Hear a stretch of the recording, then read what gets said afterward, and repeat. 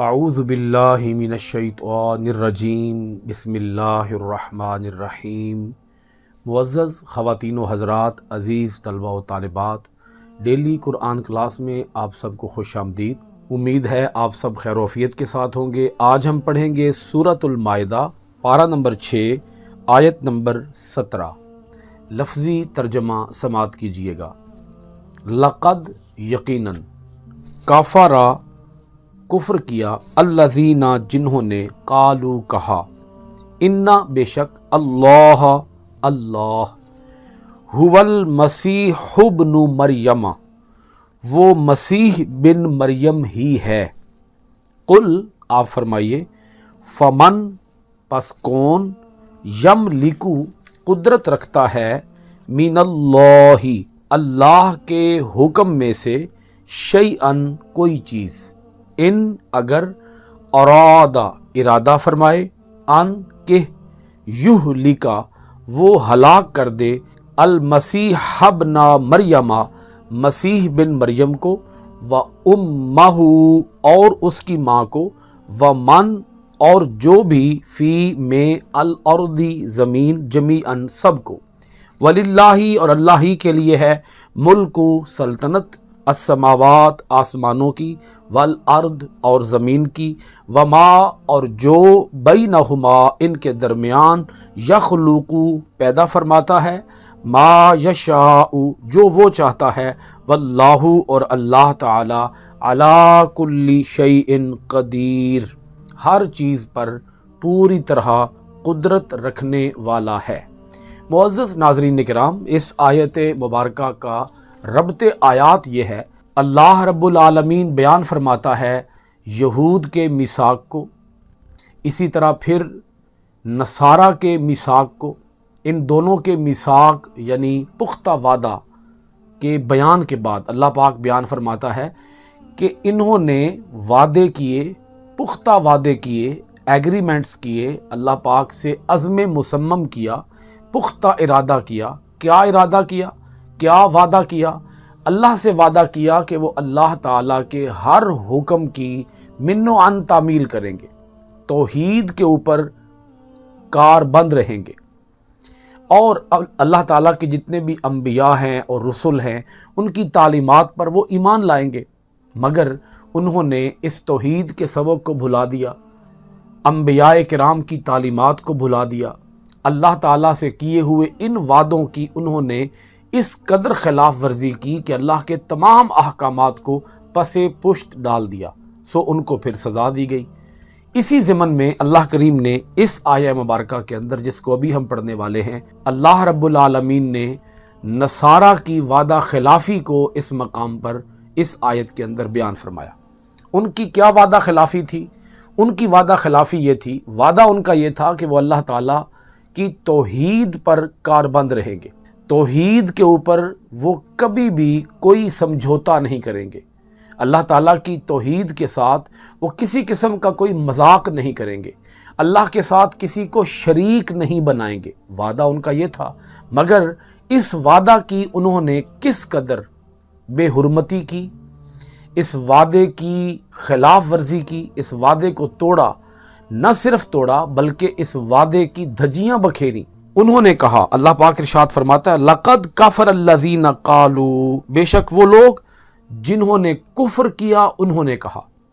اب اللہ رب العالمین نے پہلے تو یہ واضح کر دیا کہ یہ جن لوگوں کی بات آ رہی ہے وہ کافر ہیں، کافروں نے یہ بات کہی، ان کا اسلام کے ساتھ، دین کے ساتھ، ایمان کے ساتھ دور کا بھی کوئی واسطہ اور تعلق نہیں ہے۔ انہوں نے کفر کیا، صریحاً کفر کیا، واضح کھلم کھلا کفر کیا۔ کیا کفریہ کلمہ انہوں نے اپنی زبان سے ادا کیا؟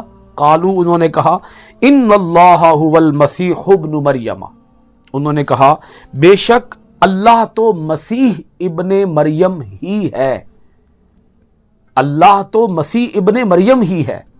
اب آپ سمجھ رہے ہوں گے اس میں کوئی ابہام نہیں ہے، کوئی مشکل بات نہیں ہے، بڑی سادہ سی بات ہے۔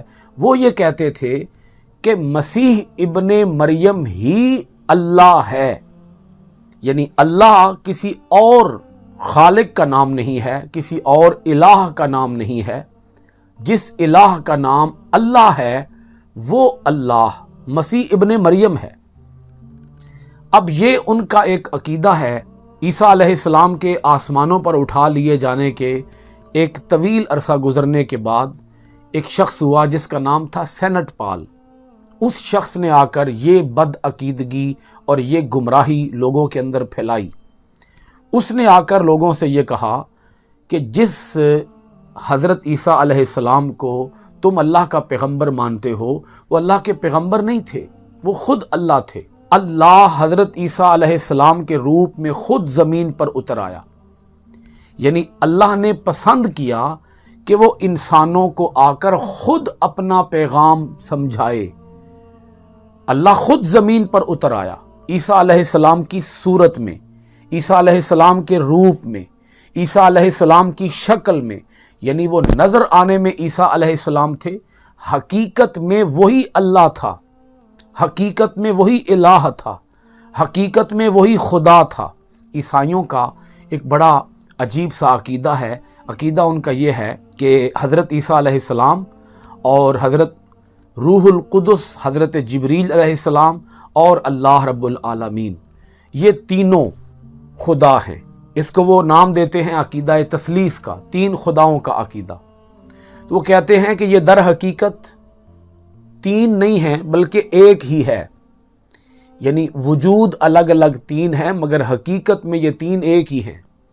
اب یہ اتنی کوئی آپ سمجھ لیں ایک معمہ ہے، ایک مشکل سی بات ہے کہ جو کسی بھی ذی عقل اور ذی شعور انسان کی سمجھ میں آنے والی نہیں ہے۔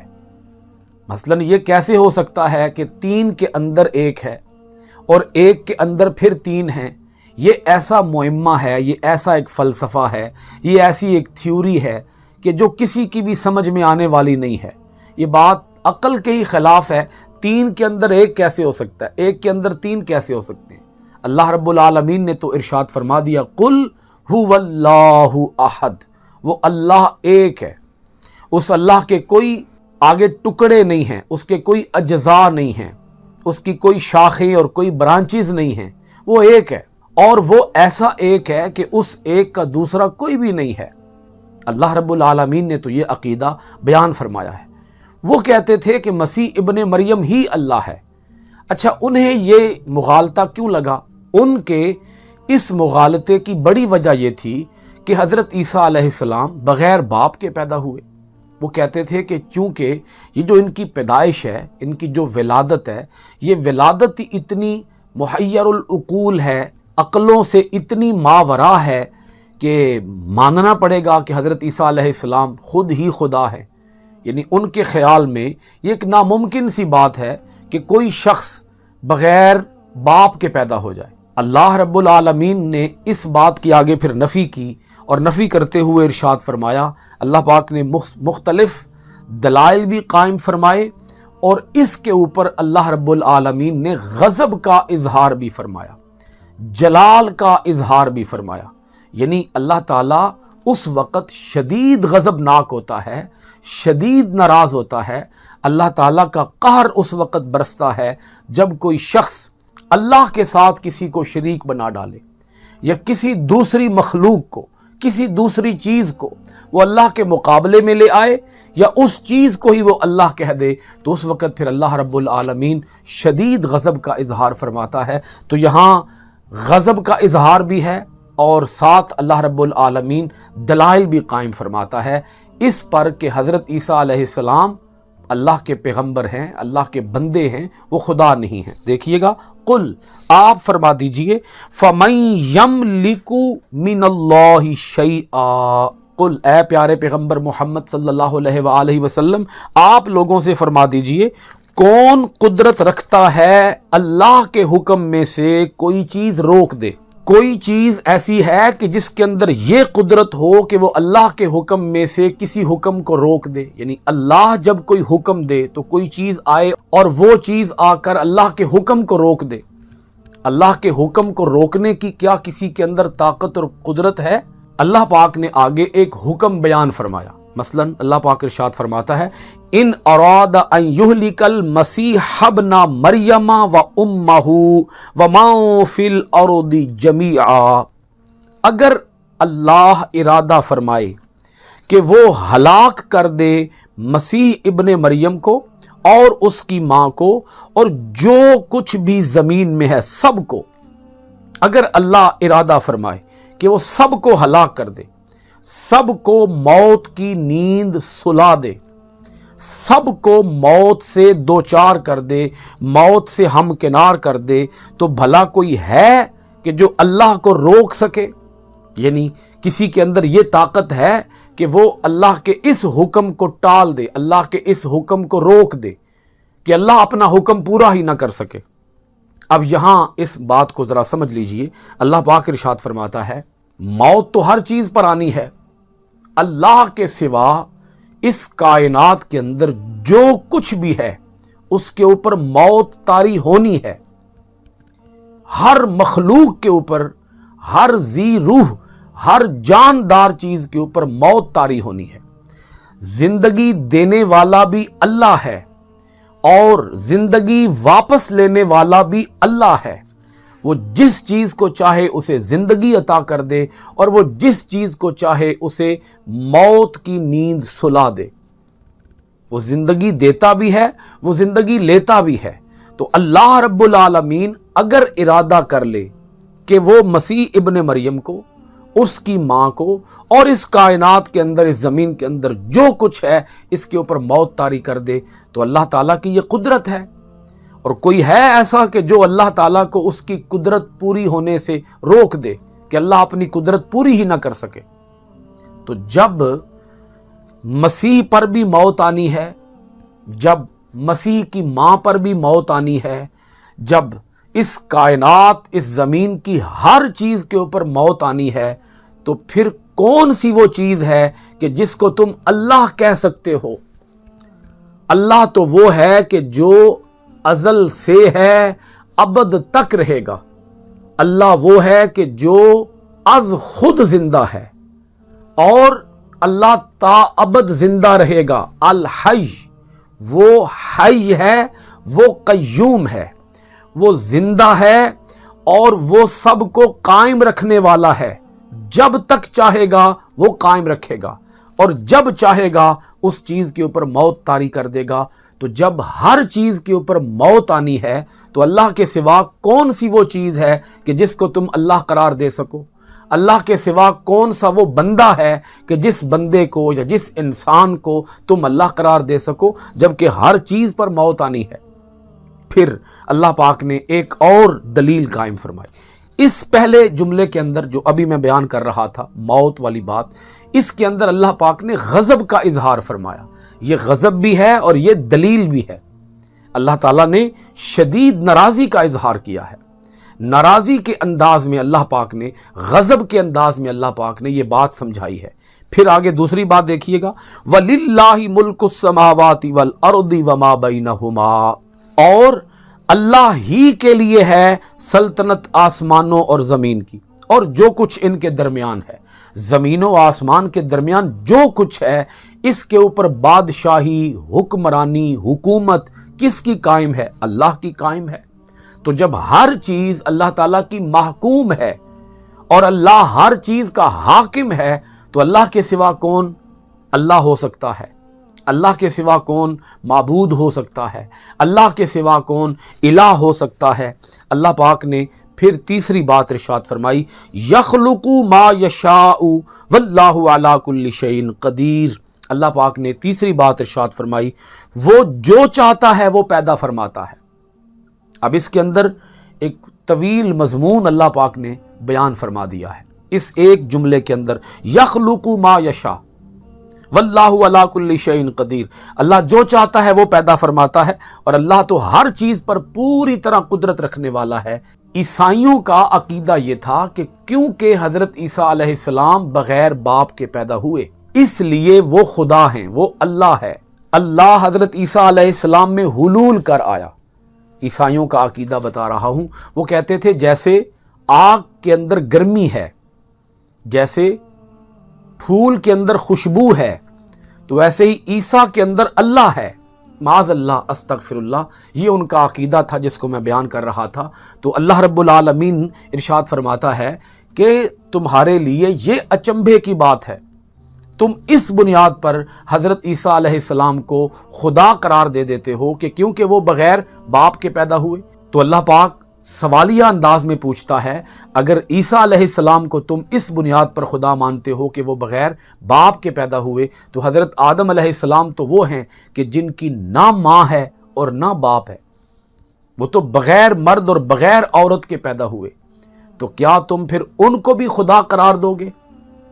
اللہ پاک نے فرمایا یہ کمال کہ حضرت عیسیٰ علیہ السلام بغیر مرد کے پیدا ہوئے، یہ کمال عیسیٰ علیہ السلام کا نہیں ہے، یہ کمال اللہ کا کمال ہے، یہ قدرت اللہ کی قدرت ہے، یہ اس کی چاہت تھی کہ اس نے چاہا کہ وہ عیسیٰ علیہ السلام کو بغیر باپ کے پیدا کرے، وہ جو چاہتا ہے وہ پیدا کرتا ہے۔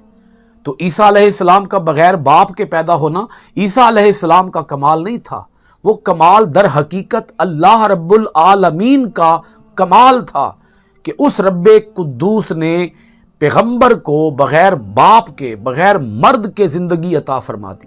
یہ تو اللہ تعالیٰ اپنی قدرت دکھا رہا ہے، یہ تو اللہ تعالیٰ اپنی کاریگری دکھا رہا ہے۔ مثلا اگر کسی کاریگر نے کوئی کرسی بنائی ہو اور کرسی کوئی بڑے کمال کی کرسی بنی ہوئی ہو، اس کا شاہکار ہو وہ کرسی، تو کیا اس کرسی کو ہی کاریگر کہہ دیا جائے؟ کرسی اس کاریگر کی کاریگری کی علامت ہے، اس کی کاریگری کا اظہار ہے کہ وہ کتنا عظیم کاریگر ہے جس نے یہ کرسی بنائی، یا جس نے یہ محل بنایا، یا جس نے یہ عمارت بنائی، یا جس نے یہ تصویر بنائی۔ مصور اگر کوئی تصویر بنائے، کوئی معمار اگر مکان بنائے، کوئی کاریگر اگر کرسی بنائے، تو ان چیزوں کو تو ہم کاریگر نہیں مان بیٹھتے، ان چیزوں کو تو ہم مثلا کوئی تصویر دیکھ کر ہم کیا تصویر کو ہی مصور کہہ دیں کہ یہ تصویر جو ہے یہ خود اپنی مصور ہے؟ تصویر تو کسی نے بنائی ہے، عیسیٰ علیہ السلام کو تو کسی نے پیدا کیا ہے، عیسیٰ علیہ السلام از خود پیدا نہیں ہوئے۔ اللہ وہ ہوتا ہے، خالق وہ ہوتا ہے، الہ وہ ہوتا ہے جو از خود ہوتا ہے، اسے کوئی پیدا نہیں کرتا، وہ خالق ہوتا ہے۔ تو عیسیٰ علیہ السلام تو پیدا ہوئے، عیسیٰ علیہ السلام کی تو ولادت ہوئی، عیسیٰ علیہ السلام کی تو ماں ہے، اگرچہ بغیر باپ کے پیدا ہوئے مگر ماں تو ہے۔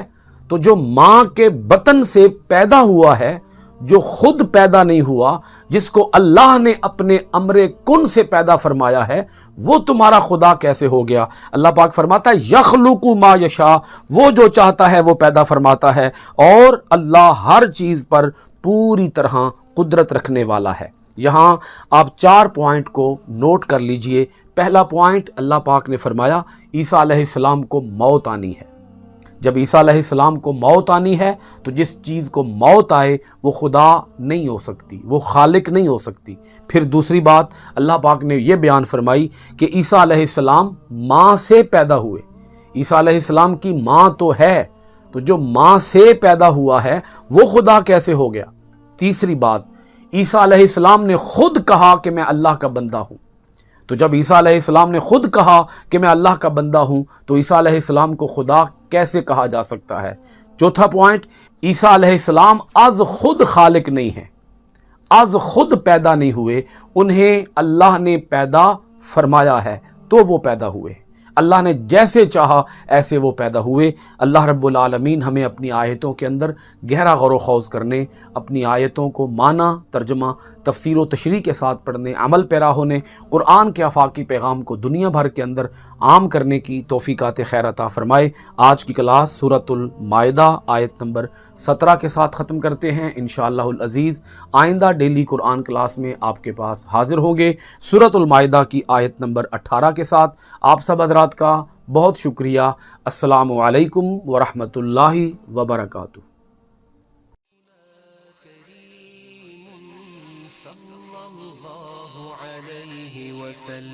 سیدنا کریم صلی اللہ علیہ وسلم، سیدنا کریم صلی اللہ